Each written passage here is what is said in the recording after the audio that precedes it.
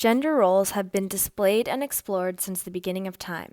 With different societies come different expectations. Unfortunately, some countries is not as forward-thinking as places compared to Canada, where we have been very lucky looking at equal rights. Places like Afghanistan to this day have less than half the amount of laws in place when it comes to equal pay, rights, and opportunities. Women especially experience the discrimination and impact of gender roles. According to the Gender Concerns International, women and girls were subjected and continuously discriminated, and severe restrictions to education, healthcare, and employment.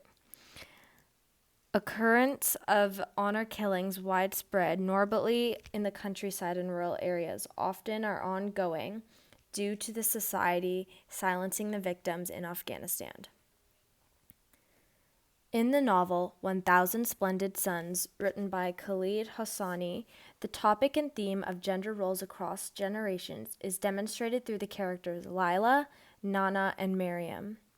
In the novel, these three characters experience what it is like to be discriminated in and against from the opposite gender.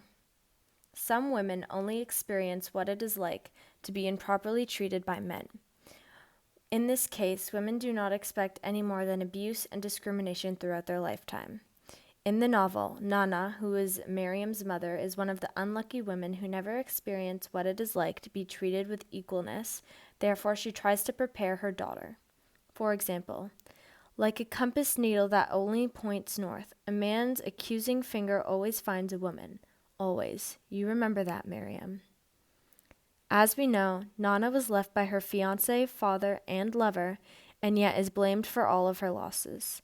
Because these men did not approve, she is then slammed and blamed as women is seen as less in their society. Both mother and daughter experience injustice in their own society due to being a woman. Growing up in Canada, we consider school as something that we do no matter what, as an obligation and rite of passage into becoming an adult. In countries like Afghanistan, women were able to attend school until it was banned by the Taliban. Again, exemplifying the gender discrimination across time, as it has had little progress moving forward. Here, Nana tries to share her values and beliefs on education with her daughter. What's the sense in schooling a girl like you? It's a shinning spittoon. There is only one skill a woman like you needs in life. In what was a wish of Miriam's goals to be educated, her mother and her experienced much disappointment in her life. As a result, she started to feel and expect such a feeling to be let down.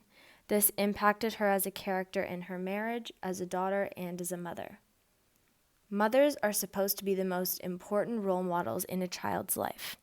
The way we are raised impacts the way we treat others and impact the world. In the novel, Miriam's mom does not encourage and raise her to be an independent woman. Therefore, she does not end up believing in herself. Unlike Miriam, Lila's mom is very different. She encourages her to become educated and positively help out her society.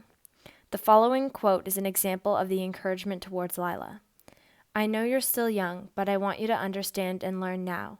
Marriage can wait. Education cannot. You can be anything you want to be. I know when the war is over, Afghanistan is going to need you as much as it needs men, maybe even more, because society has no chance of success if women are not educated. No chance. Fortunately, Lila's parents believe in the equal rights and roles in the Afghan society, which leads her to pursue her dreams after the war. This just goes to show that with love and encouragement, we are able to reach our full potential, as shown in the character Lila. The topic of gender discrimination is an ongoing issue which has not yet been solved. It is unfortunate that most women in Afghanistan won't ever experience what it is like to be treated with equal rights. Hopefully, future generations will not have to face the inequality that has been built up over the centuries. Some ongoing questions that were developed through this assignment.